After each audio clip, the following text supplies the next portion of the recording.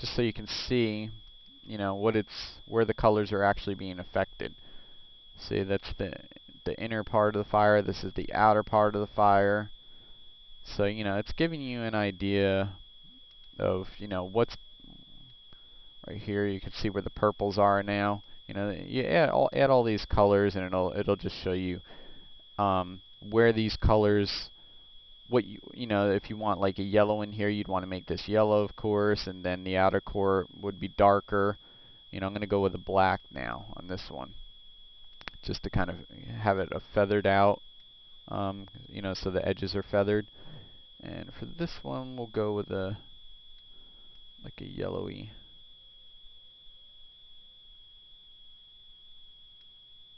And for this one, we'll change this one to like a blackish, because I want the fire to be broken up now. Yeah, I don't want it to be solid like that for this one. I want it to be more of like little tendrils, rather than a full thick fire. Go there, I guess. And it's a matter of just adjusting it until you get the look that you want.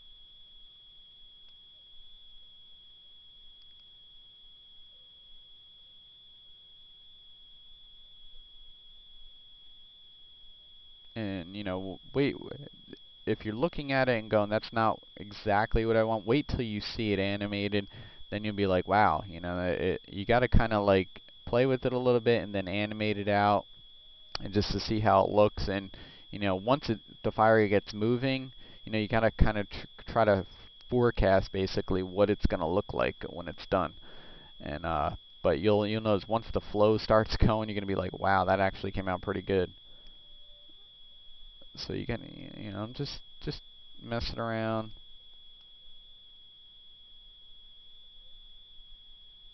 Just going back and forth, trying to feather the fire, but not make it too bright.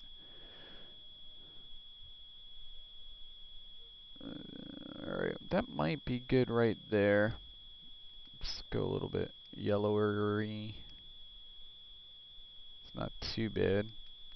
Let me try adding a little bit of blue in here. See how that works. Go to dark.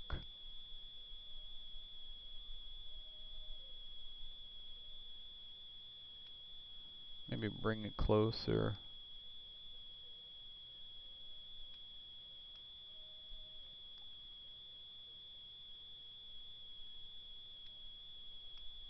Just trying to get that specific, you know, as you can see, I'm just messing with it there, and that just adds a little bit of bluish to it.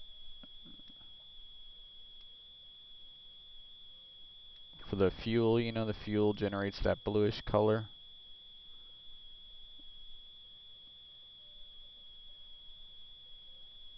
I don't want too much. That's probably about what I want. Alright, now as you can see, you know, you get that, you know, when you see it going, it's like, whoa, you know, that's pretty cool. It looks more like a nice, like a gas explosion or something. But, you know, that's what you can get just by tweaking the colors. You know, you can get a completely different kind of fire than what you started off with just by getting your colors right. That's very important to get these colors right. It takes a lot of tweaking to figure out exactly what's going to work right for the fire. And then once you get that adjusted, then you just go ahead and play with your opacity until you get the right, you know, opacity if you want to tweak that a little bit. Alright, so what I'm going to do is, now that we got this is pretty much the fire that I was looking for this tutorial.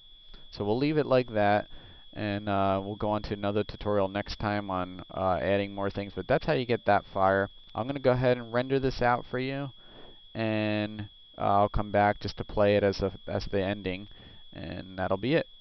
Alright, but that's pretty much how you get fire going in Fume Effects. Alright, back. Just did the rendering, and I brought it into Max RAM Editor, just so I can make a quick preview of it. Let me show you with the RAM Editor. If you go to Rendering, bring up RAM Player, and then you go to your file that you worked with, whether it's a sequence. I just did an AVI, uncompressed AVI for this tutorial. and you just add it to it.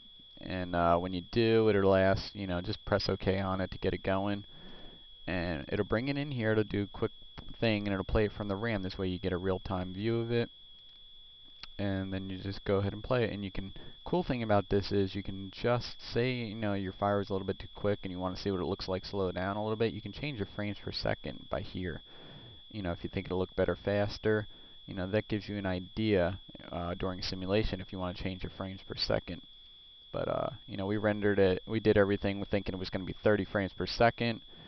And that's pretty much, the look we were going for. But that's, I didn't change anything. That's what we got from our tutorial. You can see the fuel generating the blue, and the fire comes out, and, once you see it in action, it's definitely way better than you used to see in the little preview thing. I didn't do any fancy render settings or anything like that. But yeah. The reason why I wanted to do this fire is this seems like, the torch kind of fire. It seems like the more popular one people put on their hands and stuff. So, if you want to create something like this, maybe without the blues, because I don't really think they do the blue on the torch, on the hands, you get rid of the blue, and then you just have the fire, and there's usually not smoke either with those. You can animate, or make this as long as you want in your time configuration.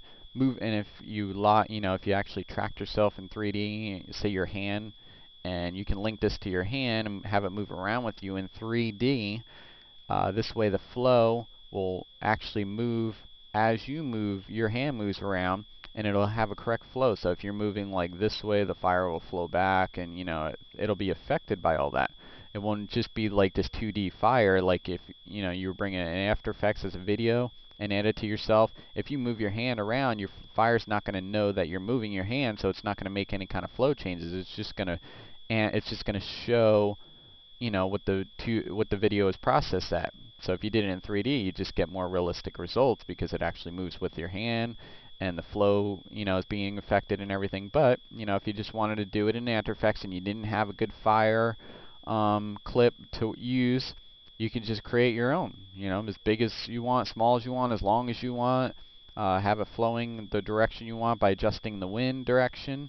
And then just, make sure you render it to where it fits in your scene and you don't get no cutoffs, of course. This one you'd have to pull back a little bit so you get the whole thing in view and there's no cutting off. Then you can just render it out as high res as you want. HD size, DV size, whatever, PC size, and then bring it into After Effects and use it on whatever you need to use it on, your hand, your finger, your head, whatever, and you have your own fire clip. So that's the cool thing about Fume Effects, is you create your own fire to use in After Effects for things like that. And a lot of people have problems finding good raw fire footage to use that's free. Well, now you get your own free, and you can make it any color you want, and any look that you want. Can make it as slow or as fast as you want. This fire would really look good in slow motion. You don't get the full slow motion effect because this is just changing the frame rate, but it gives you an idea how slow the fire would. So picture this in slow motion. This would totally be like a Matrix thing. Imagine all these little tendrils and stuff coming up in super slow motion. That would look nice.